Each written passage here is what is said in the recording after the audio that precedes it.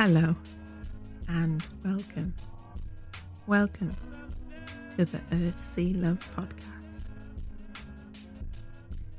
This podcast is for and about women of colour and our relationship with nature. Hosted by me, Cherie Mack. The Earth, Sea, Love podcast is committed to exploring the experiences of women of colour with Mother Nature. We want to provide spaces where the hidden voices in the environmental and conservation conversations can explore their relationship with the natural world. Inspired by our time spent outdoors, we amplify the voices of women of colour, our stories, our conversations, interviews, photography, writing, and artwork. We'll be exploring our legacies, histories, and memories which have had an influence and effect upon how we perceive ourselves within the natural world and within the environmental and climate justice movements. Welcome to the Earth, Sea, Love podcast.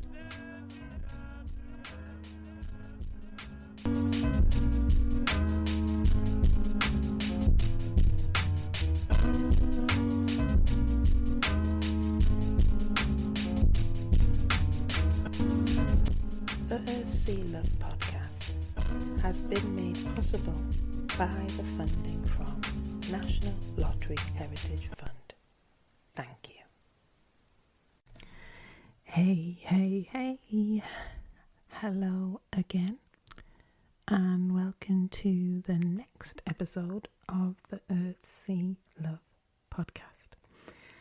And this episode is a conversation with Niveen Kassem.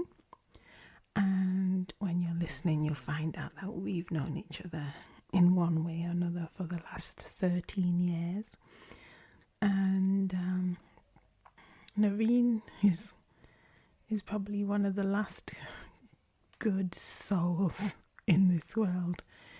You know, kind and generous and can see no bad in anyone. And to have her way of looking at the world is a gift. So in this episode, we talk about her work within culture and heritage and teaching, and also about her Middle Eastern background. Niveen is from Syria, and she's almost been in exile for the last maybe 13 or 15 years, not being able to return home as her home has been destroyed. She still has family there who she's in touch with every day. Yeah, it's really difficult for Niveen in a lot of ways, and she won't talk about it, but you know, it's really difficult for somebody from outside of a culture to come in to a society and culture and to know how to operate, to know the rules. And that's what Niveen has done. I look at her and I see how much she's thrived and grown. But maybe Niveen offering that view, generosity to other people, but maybe not offering it to herself first and foremost.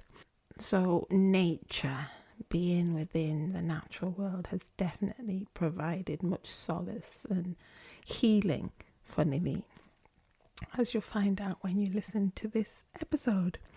And before we get there, I'd just like to say that I have lied to you. I'm really sorry, but in the last episode where it was me just chatting on, I did mention that we had 5 episodes to drop before the end of the year. Well, I lied. Well, I was telling you the truth at the time, but now that we've moved on a little bit, I have to increase that little bit to 7. So instead of 5, there's 7, because this past week I have just had the most for that week, say, interesting and inspiring conversations with two women of colour.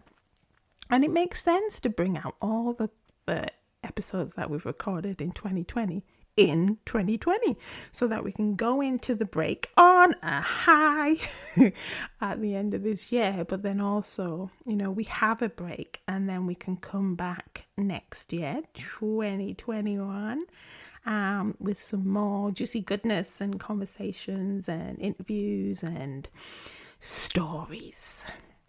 And it makes sense, really. So it just means that before the year is out, you're going to have some more yumminess, extra helpings of yumminess coming your way before we say goodbye to 2020. And yeah, what a year. What a year.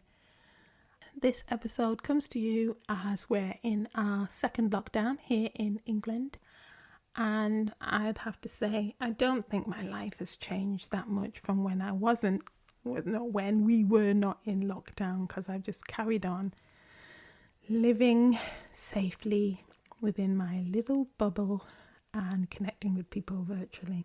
And that is why this podcast has been so important to me during these troubling and uncertain times, because this podcast has been a lifeline, connecting me with other women that have similar, connections with nature.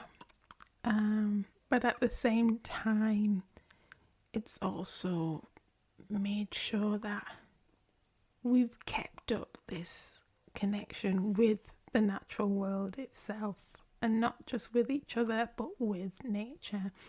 And always after recording an issue or re-listening and editing an episode, or then when it's released and then hearing it again, they always inspire me to get my shoes on and get out the door. And it doesn't matter in what slump or rut or energy dip I find myself in, listening to these conversations again and again inspire me and make me remember my relationship with nature, helps me check in with myself and helps me to get back out there and just be, allow my body to open through the senses to the world around me and be so grateful to be in this body, in this world, in this time when so much is going to shit, but there's still beauty to be found. Anyway, enough from me. I'm trying to keep these short and sweet. Anyway, enjoy. Thanks for listening once again. Bye for now.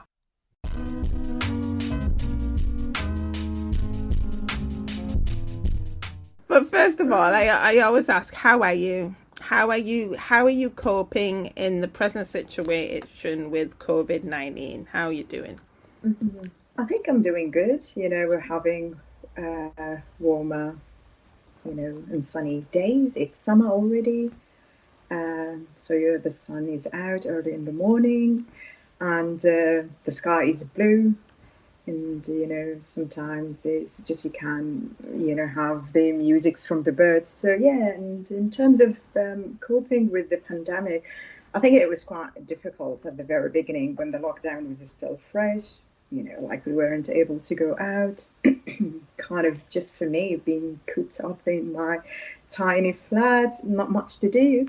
But I tried actually to implement sort of a structure, if you want. I've been kind of taking some French lessons, to refresh my skills in French. I devoted some time to visual journaling, which I have learned from you when we were retreating in Iceland. And I've been writing a little bit, and also I've been teaching because I'm a part-time teacher as well. Yeah. So yeah, it's a combination of different things that just to keep myself busy and sane. But when the restrictions were eased a little bit, sort of being going out a little bit more, venturing into the natural world, exploring things more, reflecting on things, and yeah, enjoying myself, yeah, in nature, and yeah, having long walks on the quayside, or even in like in the park, for example. So yeah, Because I've been. just picking up on that, because you live in the city centre, don't you? Yes, that's right. So, Yeah. how's that living in the city centre? Do you get quiet? Is there noise? But then also, have you got plenty of urban green spaces to access while in the city Yeah. centre? Yeah, that's a very interesting question in terms of living. I mean, I like it. It's interesting, have easy access to everything I want, like shopping. Train station is nearby because I commute to Durham, where I teach. So that's great. And also, I enjoy a little bit of noise as well because as a writer, sometimes I like to hear noises, observe people, kind of, see lots of activities happening. So that's very interesting for me as a writer. However, sometimes I feel I am a little bit deprived of the green space around me as a writer again, because I like this kind of like, inspiration from the natural world around me.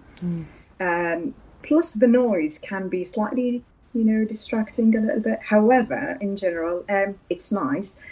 But I also try to go to the and explore the natural world myself, because I need, to kind of feed my soul and spirit, and everything I watch as well, obviously, will feed into my writing. So yes, it's nice to be in city centre, yeah. And if I'm missing out on something, I just go and Yeah. explore it and try to get. So you've mentioned about your work, and it's in Durham, and of course we're stressing at this point that you have been in lockdown. You haven't been commuting to Durham was just this time. It has moved online, hasn't it? It's become Yes. virtual. You're teaching. So what is it that you teach, and how did you get into this? Well, at Durham University, I teach Arabic studies, that's Arabic language and culture. And yes, we've been doing it online for a while since the lockdown has started. Well, in general, I'm very passionate about teaching because I feel it's part of who I am. I feel, when I teach, I feel I'm able to kind of instill knowledge in students, which is not an easy job because I see teaching for me as like a kind of, if you want, seduction, kind of like a job where I seduce the students, to be able to take and absorb, knowledge. Trying really to use different techniques, such as really, with my students, they love stories. Uh-huh. When I talk to them about my culture, where I come from, about cultural heritage, for example, in my country or in other parts of the Middle East, for example, about people, communities, or even maybe sometimes personal anecdotes. And I feel that students are hooked to this kind of, stories. But obviously, I have to use the target language, which is Arabic, just to seduce them again, to engage them and in a way to get them to use the target language. So yeah, these are some of the like techniques. So like I said, I'm really passionate about it. It's my culture, it's my language. I love to share it as well with others. So when the opportunity presented itself to teach at Durham, so I applied for a job and I got it. But I also work as a researcher myself, where I explore lots of ideas related to different cultural aspects, in the Middle East. And I'm originally from Syria, sweet Syria, which has been sadly been torn by war. So it's a very lovely country. I still have a family there. My mother and my sister still live there. Yeah. So you do Yeah. research around your own culture and heritage. Yes, I do. I do research around this because, yeah, I'm definitely interested in cultural studies and interested as well in people's ways of living, interested in, their heritage, language, and also their memories, how they preserve it. Especially now we live in this digital world. So what happens, and I get students as well to reflect on that. What will happen, sorry, to our heritage, for example, a few years down the line, and how can we preserve that heritage as well? So yes, these are some of the ideas that I'm interested in. There's a number of things that I want to unpick there. I mean, first of all, how we met was while we were researching for our PhDs at Newcastle University. And so it'd be nice to talk about what your PhD was in, or how does that fit into your identity. And then also we had that project that we worked with, which was part of the Newcastle University, but that was the heritage section, the hidden histories thing. So it would be good to, just unpick a little bit your PhD, and then also the creative research projects that you have been involved in. Yeah, I think we've met many years ago now, like count of the years. Right, okay. I got my PhD 10 years ago. We were celebrating 10 years because that I got my PhD, but we met while I was still doing my PhD and you were still doing your PhD. So what, we're looking at 12, 13 years maybe? Yeah, my probably. gosh. Even more, I think. I know.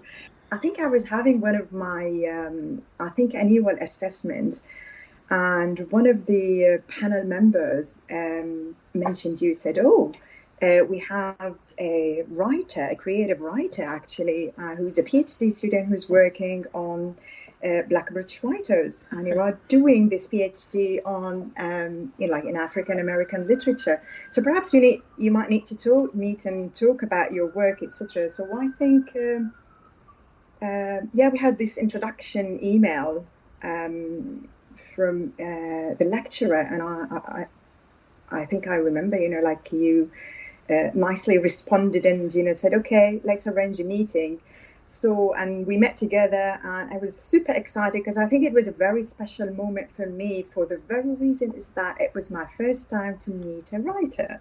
So I was super excited, like somebody coming from the Middle East, I think it was my first year when I was a PhD student, and then I was still finding my way actually in the system here, trying to learn more about things, trying to understand as well the topic that I was interested in. So that was very exciting to meet a writer for the first time and get you to discuss things related to our projects.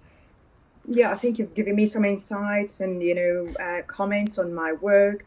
And my work, doctoral research, was on the underexplored representations of Black masculinity.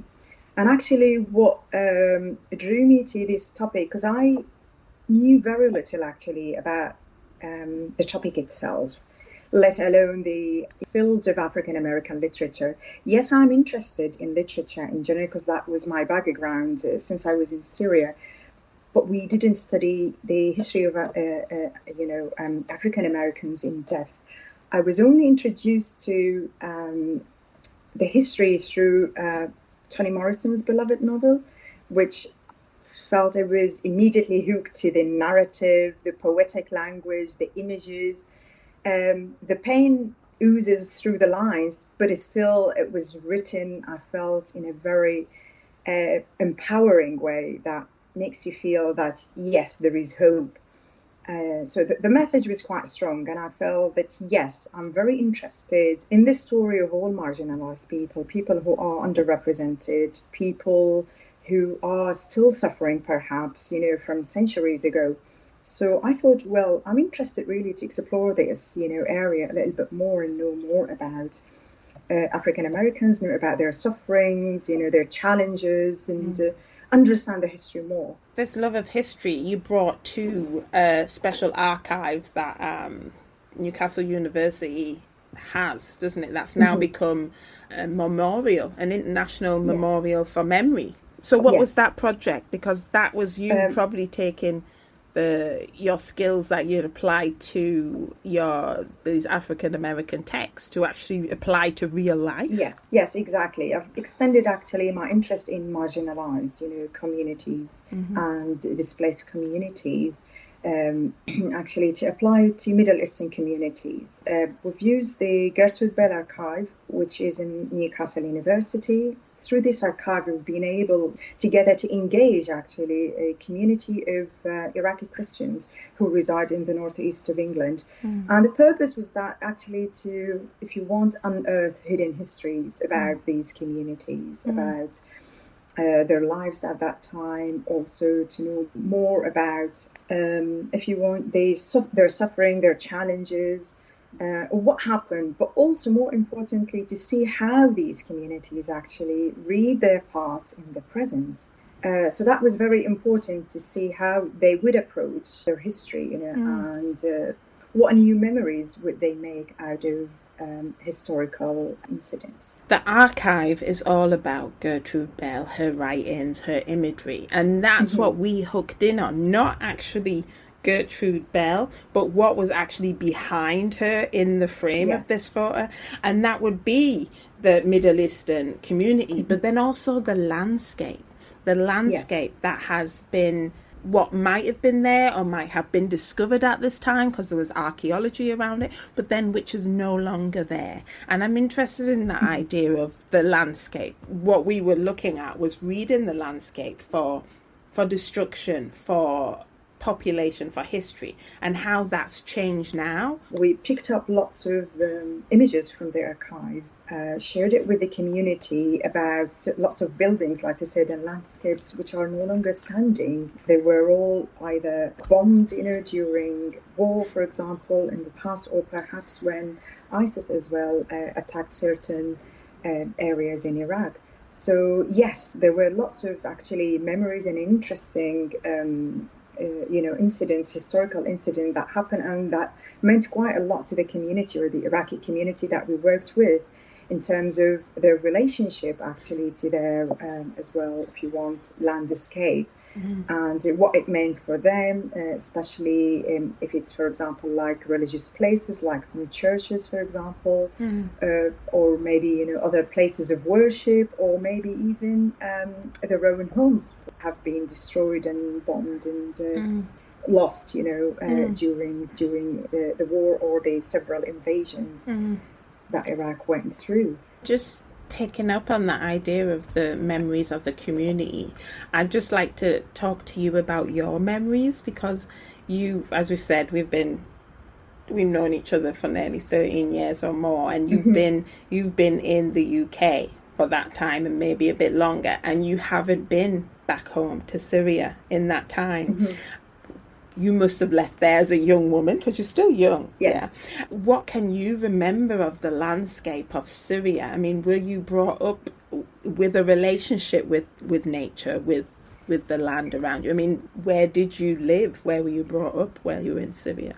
Well, I was born in the city, but I've always been drawn to the countryside and the landscape, as far as I remember. As I was a little child, I've always had this, if you want, strong connection with nature and the natural world. I've been lucky enough, actually, to have a family who love as well to be in nature and visit the landscape. We've made lots of trips and we've had lots of barbecues as a family out in nature. My city is on the coast, so it's very interesting that, for example, you drive for half an hour and you will be on a beach, and then you drive for another hour and then you will be in the mountains. So it's just like a variety of landscape there. However, what stands out to me is that all about childhood memories and, with my family being just out there. But me as a little child always trying to escape the gathering and then go, on my own, just to explore, the natural world around me. I feel like I've approached everything around me, with innocence, but also with the curiosity, like perhaps looking at the ocean and, just observe how the huge and giant, for example, waves will crash on the beach. Or maybe just look at the birds while they are mating. So these little things, or I might just go and dip my foot in the river and watch the little, fish just swimming around and kind of like wondering how are they going to escape, any movement I make. So it was all innocence, but it was like really lovely and still vivid memories, if you want, from childhood.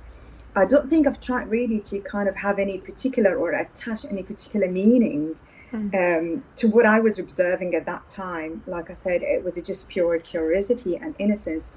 But I think I would like to add as well, they were a little bit mixed with lots of philosophical and existential questions, if you know, related to origin of human beings, etc. Why do we have different shapes and color in nature? So, all of that, or even the amazing sunset with all its colors and or even just looking at the sky up, observing, the clouds gathering and making different shapes. All of that kind of, attracted me since I was a child. Yeah, back home in Syria. Yeah. Yeah, thank you.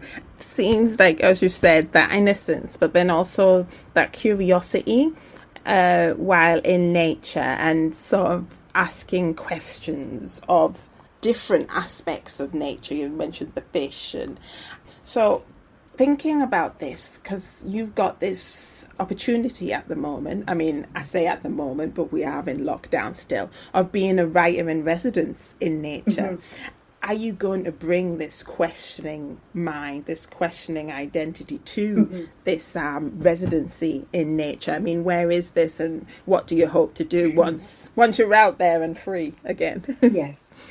Yes, but also I think my relationship with nature here, while I'm in the UK, is a slightly different from back home, like I said, because there I was that child who was curious to know things and understand things. Here, I think the relationship is more deeper, if you want. It's more about understanding not only just the natural world around me, but also understanding my, if you want, emotional landscape. Because I feel I'm strongly connected to nature, because it's very similar to my inner world, if you know what I mean. So I think, through the residency I have at the moment, I would love to kind of work on establishing a stronger connection with nature, exploring it more, exploring my relationship with it a little bit, more kind of like in depth. Try to see, for example, when I reflect on things, what does that mean to me? And how does this translate, if you want, into feeling or different scenes I observe in nature? So are you saying there that you've got the external landscape, which is matched or mirrored the internal landscape? Yes. And the internal landscape actually is mirrored or can be found or explored through the external landscape. Yes. That two-way, exactly. that two-way relationship, yeah. And through your writing, you're hoping that you'll be able to share this relationship with an audience. It's nice to talk about this experience, what I experience in nature, share it with the others, but also perhaps just talk about maybe little techniques maybe I do in nature when I'm out and about. For example, sometimes I don't really write anything. I just reflect on things, I just contemplate, or maybe I just take pictures, so sometimes I like only to share maybe an image rather than a narrative. So yes, it might be a combination of media, if you want, what I intend maybe to share with the audience. You're saying about different media, and is that because when you're in nature, you actually interact with nature through your body, through the senses? Yes, exactly. It's just through the senses, through the feelings, which are always in flux, and usually you can't take them for granted because they are changing, constantly changing. So yes, sometimes I might feel like I want to write about something, but then another time I might feel no, like a picture would be more than enough, for example. So yes, it just depends on how I'm feeling, and maybe also how I am observing and seeing things as well, and how I'd like to interpret that. So yes, hence the use of mixed media. You do write about your experiences of nature. You have these experiences mostly when you're in solitude by yourself. But have you had those opportunities to enjoy nature as a group with people that are similar to you? I mean, Syrian or Middle Eastern or black or brown people. Have you had those experiences? Yeah, they are very important. It's very, very important. And it's very empowering to be in a community, you know, like people who are like you, similar to you. Yes, I've been on a retreat in Iceland with a group of women, you know, and that was organized by you, Sheree. So where we have retreated and explored, you know, the natural world in Iceland. That was quite amazing.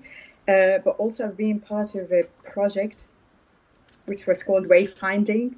Again, it was coordinated by you, and the purpose of this was, yes, to explore the natural world, you know, as a group of people from Black and ethnic minorities. So yes, it was definitely soul nourishing to be part of the community and be able to explore the natural world, and also to kind of reflect and see how others, for example, you know, connect with the natural world. And, you know, and it was interesting as well to see that we sort of all kind of have this common approach, if you want, to the natural world, but we all have our own interpretations, you know, all have our individual, if you want, connection with the natural world. So yes, it's absolutely important to be part of a community to explore. Talked about the forthcoming opportunities that you have to be a writer in residence in Northumberland, somewhere in nature, looking towards the future. What are you learning about this situation now in lockdown that you're going to take with you as insight into the future? I mean, what are you hoping for the future? With all honesty, I think the lockdown was quite tough, let's face it. However, I still believe it amazed me how human beings have been very creative. They have quickly, if you want, adapted to the digital world. Like, you know, people have been finding lots of ways really to maybe host meetings, deliver training courses, etc. So I'm a strong believer in humanity. So there is hope with the fact that this lockdown, I think, brought the best out of people, kind of helped them to be more creative.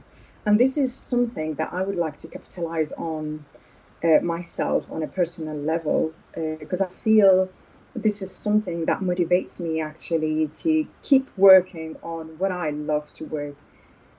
Yes, the lockdown sort of like, you know, created some challenges and barriers. However, I've been able to find ways to do the things that I love to do differently and creatively. So moving forward, actually, perhaps I'm thinking of writing a novel that I feel, you know, very happy and pleased about myself. Not sure what is it about exactly at the moment, because in this time of uncertainty, I feel that my emotions and feelings and ideas are still in chaos. However, I'm sure things will get clearer as we move forward. And my hope for humanity as well is that, yes, to continue being creative, but also I would like them as well to be considerate, you know, of our Mother Earth, and to take actually active or be more active, if you want, and involved in protecting and preserving the natural world, which is a precious heritage left for all of us to preserve and look after.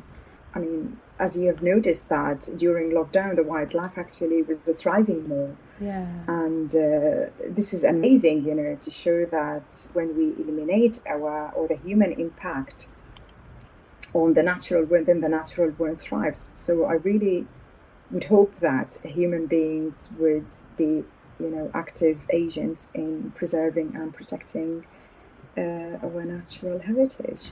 I love your hope. I do, and I mirror that hope, definitely. I just want to zone in on this idea of writing a novel here. This is Yes. news to my ears. And questions are, will the natural world feature in there? And will you actually explore how the natural world has helped your mental health as well? I mean, we talked about that internal landscape, but we haven't named it. And how has the natural world supported you mentally through some Yes. rough experiences? Well, the natural world has always been my refuge, right? It's always like a solace for me when I'm going through lots of emotions, being it happiness, sadness, whatever. I always, just try to be there and, kind of, yeah, connect with the natural world, because it has, nature has this, if you want, conversational language to it.